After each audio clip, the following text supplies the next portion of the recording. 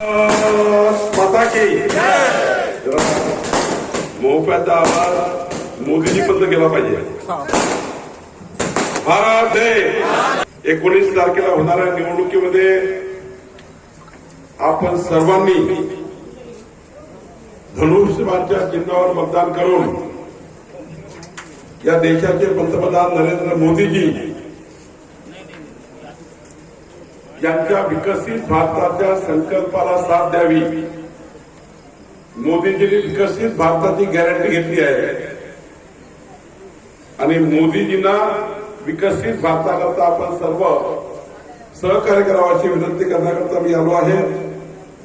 या बैठकीला उपस्थित आशिष देशमुखजी, डॉक्टर राजीव पोद्दारजी, बापूसाहेब हळदेजी, माननीय नरेंद्र मोदीजी सोबत एक खेमा आहे जो विकसित भारतात आहे आणि दुसरीकडे एक दुसरा खेमा आहे.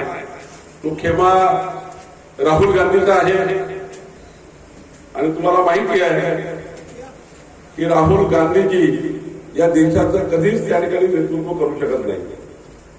ज्याला भारतात कळला नाही, ज्याला महाराष्ट्रात कळला नाही, ज्याला मोहपात कळला नाही, ते राहुल गांधी कधी देशाचं नेतृत्व करू शकत नाही. बंधू भगिनींनो, जनतेला सांगावं लागेल, घरोघरी जावं लागेल, मोदींचा नमस्कार सांगावं लागेल आणि सांगावं लागेल 55 वर्ष आपण काँग्रेसला मतं दिले, 55 वर्ष काँग्रेसला मतं दिले. जनतेने स्वातंत्र्यानंतर इंग्रज गेल्यानंतर 55 वर्ष पंजा ठोकला. राजीव गांधी म्हणायचे काँग्रेसचे प्रधानमंत्री इतका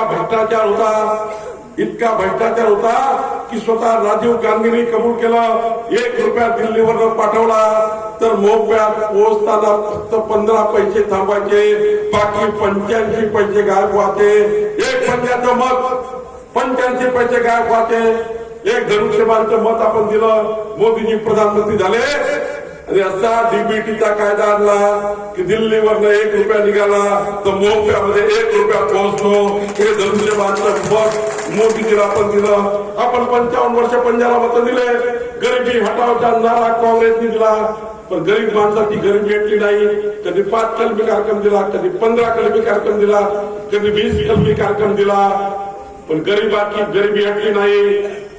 पण मोदीजीला तुम्ही धनुष्यबाणला 1 मत दिलं. बघा, माझा दावा आहे, मोप्यामध्ये इमेजवर यावरकर, तुमच्या गुगलवर यादी आली आहे, तुमच्या युट्यूबवर यादी आली आहे.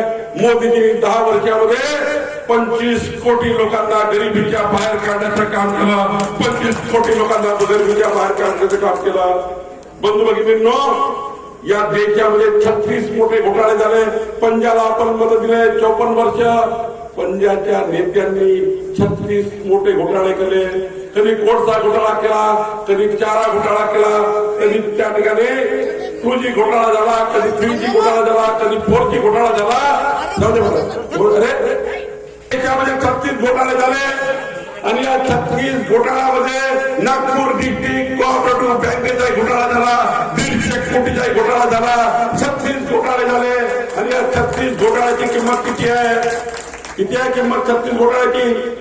1 लाख, 1 कोटी, 2 कोटी नाही आहे. मोप्याच्या जनतेने समजून घेतलं पाहिजे. आज महामानव डॉक्टर बाबासाहेब आंबेडकरांची जयंती आहे.